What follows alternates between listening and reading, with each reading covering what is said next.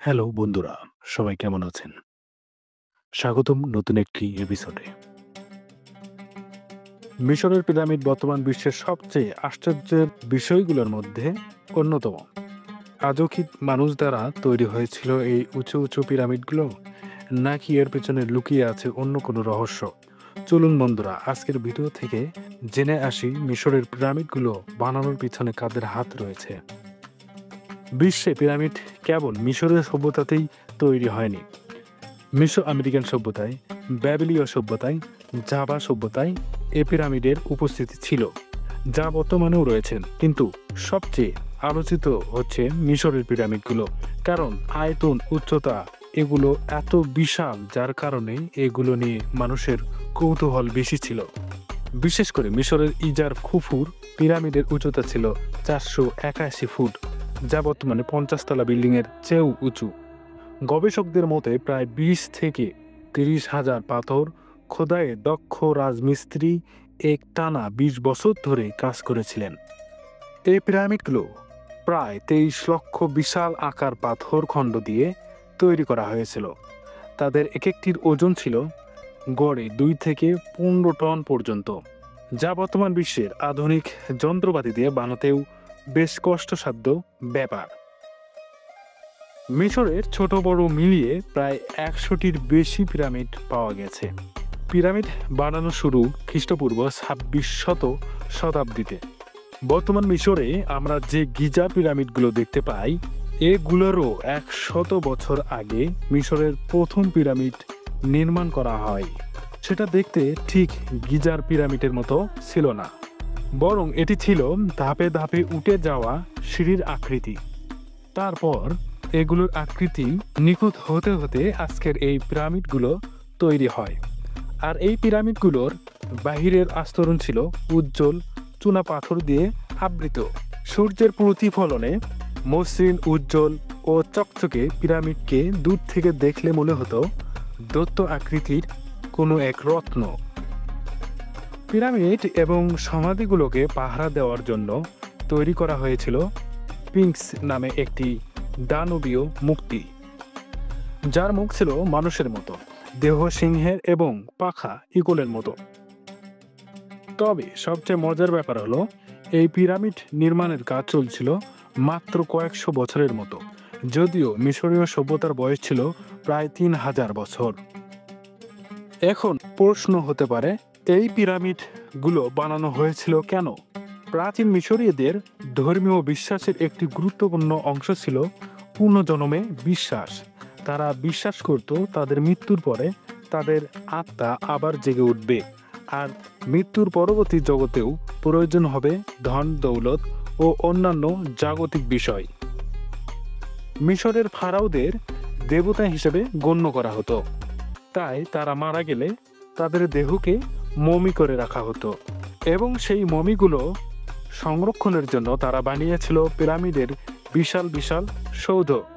মৃত্যুর পর যাতে ফারাওরা অন্যদের পরবর্তী জীবনে যাতে নেতৃত্ব দিতে পারে এবং যেন কোনো কষ্ট না হয়, সেই জন্য তাদের মমির সাথে দিয়ে দেওয়া হতো অসংখ্য ধন সম্পদ, আসবাবপত্র ও নানা ব্যবহার্য সামগ্রী। গিজার পিরামিড থেকে পাওয়া যায় সূর্য প্রতীক সংবলিত একটি নৌকা। যেহেতু প্রাচীন মিশরীয়রা পুনর্জন্মে বিশ্বাসী, তাই ধারণা করা হয় অন্ধকারের দেবতা আপেপের সাথে সূর্য দেবতা লড়াই যেন সঙ্গ দিতে পারে ফারাও। তাই এই নৌকা রাখা হয়েছিল। তাদের বিশ্বাস ছিল প্রতি রাতে এই নৌকা দিয়ে ফারাও যুদ্ধ করতে যান আপেপের সাথে, ভোরবেলায় ফিরে আসেন বিজয়ীর বেশে। পিরামিড তৈরির আগে নির্মাণ করা হতে ট্রপিজয় আকৃতির মাস্তাম্বা নামক সমাধি। প্রাচীনকালে মাস্তাম্বায় রডের ব্যবহার ছিল না, যার কারণে এই মাস্তাম্বাগুলো বেশ উঁচু বানানো ছিল অসম্ভব। কালক্রমে এ মাস্তাম্বাগুলোর পরিবর্তে স্টেপ পিরামিডের ডিজাইন জনপ্রিয় হতে লাগলো। এর পিছনে মূল কারণ পিরামিডের জ্যামিতিক গঠন। সাধারণত বিল্ডিংয়ের পুরো ওজন তার ভিতরের ওপরে পড়ে, তাই উচ্চতা যত বেশি হবে, ভিত হতে হবে তত শক্ত। অনেক উচ্চ সমাধি নির্মাণের জন্য একমাত্র আস্থা ছিল পিরামিড শেপের ডিজাইন গ্রহণ করা।